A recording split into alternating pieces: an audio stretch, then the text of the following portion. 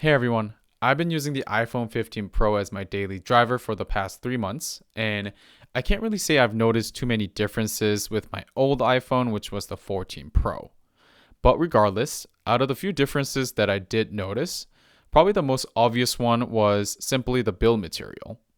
This year's iPhone 15 Pro was launched with a huge marketing around the fact that it was built out of titanium.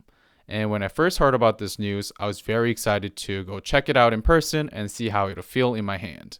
And compared to the iPhone 14 Pro, which was made out of stainless steel, iPhone 15 Pro feels so much lighter and almost hollow compared to the 14 Pro. On paper, iPhone 15 Pro is about 9% lighter than the 14 Pro, and due to its lightness as well as its rounded edges, when you hold it in your hand, you can tell a significant difference, especially when you hold your phone day to day. Unfortunately, having titanium around the phone hasn't all been positive.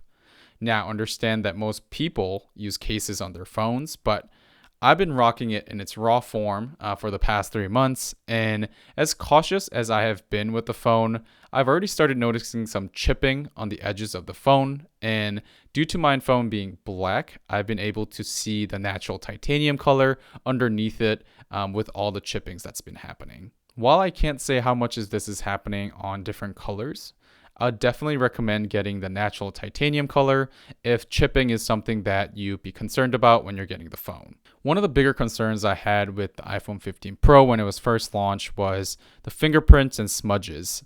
I saw a lot of pictures on Twitter when it was first launched that it was a fingerprint magnet. And while I'm not saying that it is not, to my surprise, it really hasn't been too bad. And if you're cleaning your phone throughout the day a few times, it's not going to be leaving too many fingerprints on the phone. Now I want to talk a little bit about the addition of the action button. So quite frankly, I'm not sure exactly how I feel about the action button yet after 3 months. I've tried to use it as much as I can. I've tried the camera button, the flashlight. I've tried the shortcuts app to utilize notes app so I can jot down any thoughts I had, but I haven't had any good uses for it yet. So while I'm glad that they replaced the mute switch with this action button, I just haven't found a good use for it, but I'm definitely excited for the future of the action button. Looking at the screen, while I appreciate having thinner bezels on the phone, and it definitely provides a better experience for media consumption, it's just not something that I notice after a few days, and I wouldn't say it's been a game changer as a feature of the new iPhone. So I can't not talk about the new cameras on the iPhone 15 Pro, but at the same time, I don't want to be spending too much time as I wouldn't say it's been the biggest improvement from the previous iPhones. What I'll do right now is I'll share some pictures on the screen that I took while I was in Fukuoka, Japan, and you can be the judge of the pictures, but overall, I think they look great and will be sufficient for most people using their iPhone. So you got your triple camera setup with a 48 megapixel main camera, joined by the 12 megapixel ultra wide, as well as the 3 times telephoto lens.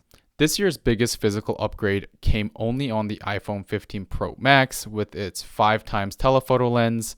So if you're purchasing the iPhone 15 Pro, you'll still get great pictures, but you won't be getting any huge upgrades from the previous iPhone. Speaking of traveling to Japan, the battery life has been great on the iPhone.